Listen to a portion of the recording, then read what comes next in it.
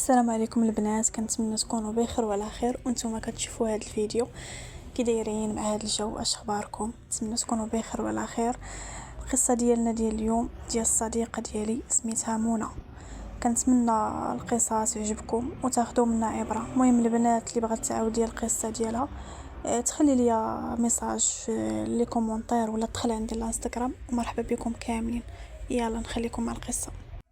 الصاحبه ديال هاد القصه بقات فيا بزاف، ولكن الحمد لله بعدا في الاخر فرحاتني، حيت راه ما يمكنش، راه داكشي ديالها راه بزاف على النيه. والله العظيم البنات تعلموا نهار يكون عندكم مشكل ما تبقاوش حشمانين وساكتين، حاولوا تشاركوا المشكل ديالكم مع شي حد كبير في العمر اللي ثقه يقدر ينصحكم ويعاونكم.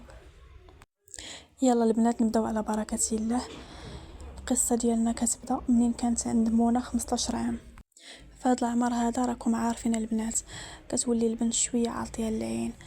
انا من الناس اللي كنت كيكون شي مناسبه ولا عرس ولا اي حاجه ما كنتش كنمشي مع الوالده ديالي، حتى ما كنتش كنجلس معهم نهائيا في الدار. من الناس اللي كنت حدوديه، عزيز عليا من المدرسه للدار، للدار المدرسه. كيكون عندي شي وقت كنت كنبغي نبقى غير جالسه بوحدي، يا كنتفرج في التلفازه يا كنرسم. المهم كنت معمره الوقت ديالي. منين درت هاد العمر ديال 15 عام الوالده ديالي ولات كتقول لي لا والو، خاصك تمشي معايا كيكون شي مناسبه ولا اي بلاصه غادا ليها، ولات كتبزز عليا باش نمشي معاها. فهاد العمر هذا هو فين كيتزوجوا عندنا حنا في العروبيه، فين كيبداو يجيو فيك الخطاب. البنت الا دارت عندنا 18 عام تما صافي ما كيبقاوش يخطبوها، بالنسبه ليهم شارفه ماشي بحال المدينه. كانت كل مره كتلبسني وكتقادني وكديني معاها. من تما ولاو كيشوفوني الناس مع الوالده ديالي. كل مره جاي يخطبني شي واحد وانا كنت كنرفض، كنقول لهم يا ما عجبنيش يا، المهم كنت كنعيب ليهم. كل كندير شي صبا كنت باغا نكمل قرايتي، كان عندي حلم كنت باغا نوصل ليه. كان الحلم ديالي هو نكمل قرايتي وحتى انا نهز راسي ونهز والديا. كل مره كنت كنرفض البنات، كانوا خوتي وعيالاتهم كيبقاو يحقروا عليا، ردوني بحال الخدامه عندهم بالعاني، كيضغطوا عليا غير باش انا نقبل.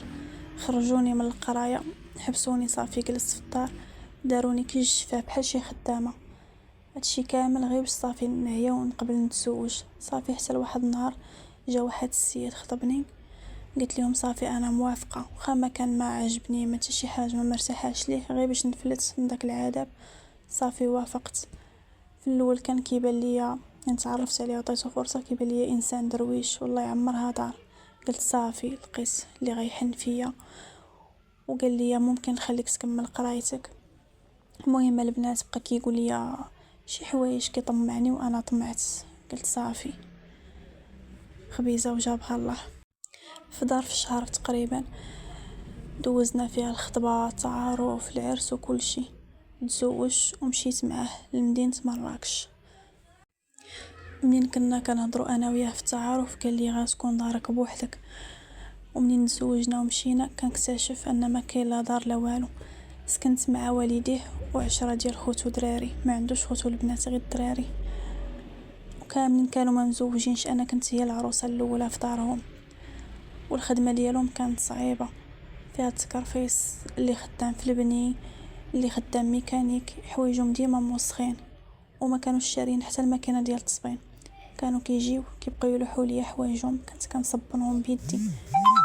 يدي كانوا ديما مكرفسين وكيسيلوا بالدم. امو كانت كتفيقني مع 6 ديال الصباح وخا في المدينه، كتقول لي نوضي كدير الفطور لولادي. كنت كنوض كنقاد الفطور، كنعجن ليهم الخبز. نهار كامل كنت كنبقى واقفه غير كتشوفني جلست نرتاح شويه، كانت كتخرج ليا شي شغل وخا ما كاينش. حقروا عليا البنات بالمزيان، كانوا دايريني بحال شي تراسه عندهم. كنت كنصبر وكنسكت، كنقول دابا يفرج الله، حيت راجلي كان مزيان معايا كيقول لي غير صبري دابا يسهل الله. كانت امو كل مره كتبقى تعمرو عليا، كتبقى تكذب عليه، وكان كيضربني حداها، وكانت كتبقى تضحك عليا. كنت ديما حتى كنغضب كنهز حوايجي كنبغي نمشي بحالي، وما كيخلينيش، كيبقى يعتذر ويطلب مني السماحه. كنت كنقول اصلا ما عندي فين نرجع، غنرجع عندهم غير يرجعوني عندهم. اللهم نجلس في داري ونغضب هنا. صافي البنات، دازت ليام بحال هكا، كنت كنطلب الله كنقول يا ربي فرجها عليا، حيت صافي كنت قهرت مع صحتي كانت مشات. حتى لواحد النهار ناض صداع كبير بينه وبين خوتو، قرر انه صافي ما يبقاش معهم، يخرج يكري. فرحت بزاف، قلت صافي تهنيت. صافي منين بغينا نخرجوا خرجنا حوايجنا في سيكاننا، صافي ما كان عندنا لا فراش لا حوايج لا حتى شي حاجه، خرجنا بيدينا خاوين. مشينا كرينا واحد البيت في السطاح بقى كيخدم. مره كنشريو موينات، كنا في الاول كنعسو على الكرطون ومفرشين عليه ميكات. كل مره كان كيخدم كنا كنشريو شويه بشويه حتى فرشنا داك البيت. بقى صافي خدام، سهل الله وتحولنا لدار فيها 2 بيوت. صافي كنا عايشين بخير حتى لواحد النهار تصالح مع خوتو امه، ولاو كيجيو عندنا. من تما وهي تقلب حياتي عاوتاني، ولا ديما كتعمرو عليا، كل مره كيجي يضربني وبقيت صابره. كل مره كنقول صافي هذه هي الاخر عليا معاه، حيت كان كيضربني بزاف وكان كيخلي فيا الاثار. كيجيو والديا وكيشوفوا داكشي كيقولوا لي غير صبري ما عندك ما ديري، دابا نهضروا معاه، دابا يهديه الله. صافي بقيت بحال هكا البنات، حتى لواحد النهار تعرفت على واحد السيده وكنت كنبقى نشكي ليها، كنقول لها راه شنو خصوصا هي كانت كبيره شويه في العمر، كانت بحال الوالده ديالي، كتبقى تنصحني. كانت كتبقى تقول لي راه كلشي معذب في الزواج، راه حتى شي واحد ما بقاها مكموله، غير صبري بنيتي. كتقول لي علاش ما تخرجيش تخدمي منها تبدل شويه الجو، والمراه كتعزها خدمتها تعاوني معاه. قلتها ليه وما رفضش الفكره، قال لي لقيتي شي خدمه غير خدمي ماشي مشكل. صافي قلبت على خدمه ولقيت خدمه في واحد الوطيل في ميناج، كنت فرحانه بها بزاف. وحتى والديه منين عرفوني خدمت وخوتو ما قالوا حتى شي حاجه، حيت صافي كيف ما قالت لي ديك السيده المراه كيهزوها فلوسها، بحكم كانت فاش كتجي عندي مو كنت كنكسيها وكنت كنتهلا فيها هي وياهم. كانوا كيجيو عندي ما كنخلي ما نحط لهم في الطبله وكنكبر بهم. كانت الامور شويه تكالمات، قلت اخيرا وقيل هداهم الله. صافي البنات، الفلوس ديال الخدمه ديالي ما كنتش كنجمعهم صراحه.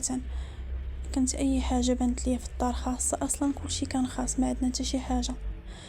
فرشت الصالون، فرشت بيت الناس، فرشت الدار بحال لي داري ساكنه فيها، حيت حنا اصلا كنا مستقرين في ديك المدينه، ماشي غنبقاو كل مره نرحلو.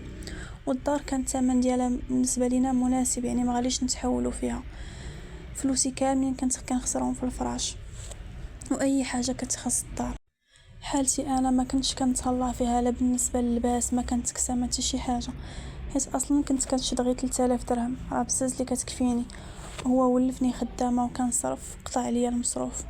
حتى الدار ما بقاش كيعاون في المصروف، كيقول لي ماشي مشكل، ياك فلوسي هما فلوسك، صرفي نتيا وانا غنجمع باش نجمعوا راسنا ونديروا حتى حنا دارنا ونديروا مستقبل. وعلاش لا نولدوا شي وليد ولا شي بنيته اللي ونسنا. هو كان مهلي في راسو بزاف، كان ديما كيتكسى، ديما لابس. حتى لواحد النهار هو يقول لي شوفي حالتك نتيا كي دايره، فيك ريحه خايبه وشرفتي، وبقى كيعايرني. انا صراحه تفاجأت من داك الهضره، وليت شويه كنحاول نهتم براسي ونديها في راسي شويه، ولكن والو. السيد شويه بشويه ولا كيهزل عليا الفراش وكينعس بوحديتو، كيبقى شاد التليفون حتى لنص الليل. كنسولو شنو كدير، كيقول لي غير كنتفرج وصافي. انا ما ديت ما جبت، وكنت كنعاود هادشي لداك السيده وكتقول لي عادي كيتفرج وصافي، ما ديري في بالك والو، تديها غير في راسك وفي صحتك وفي خدمه ديالك. داك السيده بحكم الناس الكبار في العمر يعني كيمشيو مع رجالاتهم بالنيه وكيتعاونوا مع رجالاتهم. كنت منين كنقول لي هذاك الهضره صافي كنطمئن، كنقول ما كاين والو، بلا ما ندخل الوسواس راسي. حتى لواحد النهار قال لي راسي قلبي ليه داك التليفون. قلبت ليه التليفون ويا ريتاني ما قلبش التليفون. لقيت السيد كيهضر مع البنات وكيكذب عليهم، كيقول لهم بانه ما مزوجش كاع. ما قدرش نصبر ونوضت معاه وضربني ومورا داكشي ولا السيد بطيطاي والعلالي كيهضر حدايا وكيدير داكشي اللي قال ليه راسو، وما كنتش كنقدر نهضر. كل مره كان كيدخل كيبقى يضربني، ما كانش كيشرب ولا كيسكر ولا كيشرب وكيكمل كارو وكيدير اي حاجه. خرج للطريق شبع فلوس. صافي حتى لواحد النهار تعرفت على واحد السيده في الحمام، بقينا كنهضروا. راك عارف حنا العيالات ما كنسدوش فمنا، وانا نعاود ليها المشاكل ديالي. حتى لواحد النهار قالت لي واش باغا تطلقي، واش قاده تخدمي على راسك؟ قلت لها نقدر نخدم على راسي، مجتمع ما كيرحمش، انا باغا راجلي.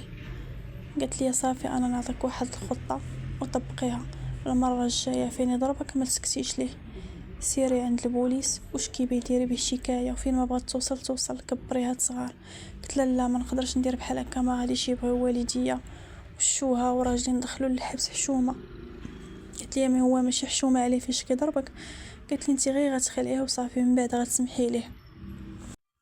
صافي البنات حتى لواحد النهار دخل سكران ومعصب بزاف وهو يضربني غير بالترفيقه، وكانت فيا لاطراس صغيره وانا نعيط لداك السيده. قلت لها راه شنو راه ضربني، وهي تقول لي صافي الصباح غير يخرج للخدمه عيطي عليا انا غنجي عندك ونقول لك شنو غديري.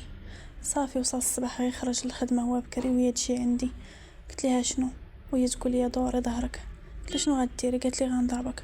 شداتني يا البنات سلخاتني مزيان بالسنطه، رداتني حالتي كل سلخاتني. قالت لي يلاه دابا سيري جري عند البوليس واش كيبيه. مشيت عند البوليس حالتي كلها حوايجي مقطعين عليا وكامله مضروبه وما كنقدرش حتى نتمشى. كي شافوني بحال هكاك وهما يمشيو في البلاصه عنده هزوه من الخدمه. صافي انا غشو زدت كملت، بقيت كنغوت وكنبكي. قلت ليهم داكشي اللي كاين واللي ما كاينش، بقيت كنبكي عليهم مزيان. تفكرت كاع داكشي اللي داز عليا في حياتي وبكيت عليه في داك اللحظه. بكيت مزيان. قالوا لي واش غتسمحي ليه؟ قلت لهم لا ما غاديش نسمح ليه. صافي وهما يشدوه عندهم، جاو والديه بقاو كيهددوني وخوتو. قلت لهم الا قربتوا ليا انا راه ما بقيتش ساهله، ما بقيتش غنسكت لكم، غنمشي نشكي بكم حتى نتوما. وهما يتخلعوا ولاو غير كيطلبوا ويرغبوا فيا، كيقولوا لي غير خرجيه كان واعدك والله حتى يتبدل معاك. دوزت تقريبا سيمانه وهما كيطلبوني وكيرغبوني وانا كنتعفر عليهم. ساقوا والديا الخبار، خاصموا عليا، قالوا لي انت مسخوطه وكاين شي حد كيدخل راجلو للحبس. قلت لهم شنو بغيتوني نرجع عندكم؟ راه غادي نسمح ليه غير باش يتربى وصافي.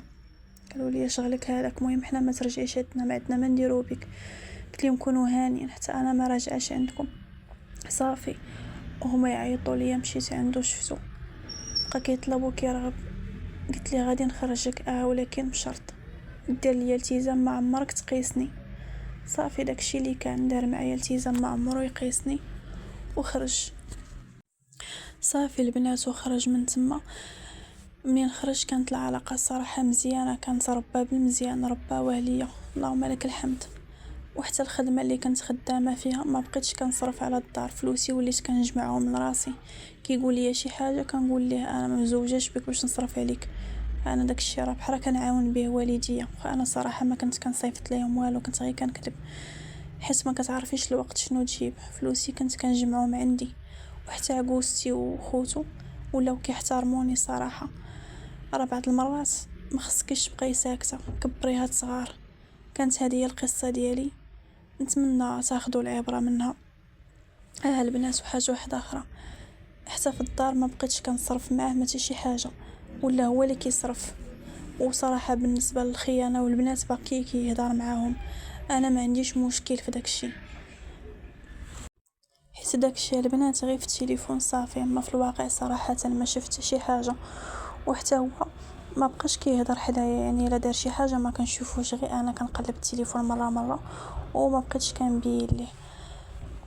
مزيان بقى واكله شاربه ويحترمني، هذا هو المهم عندي.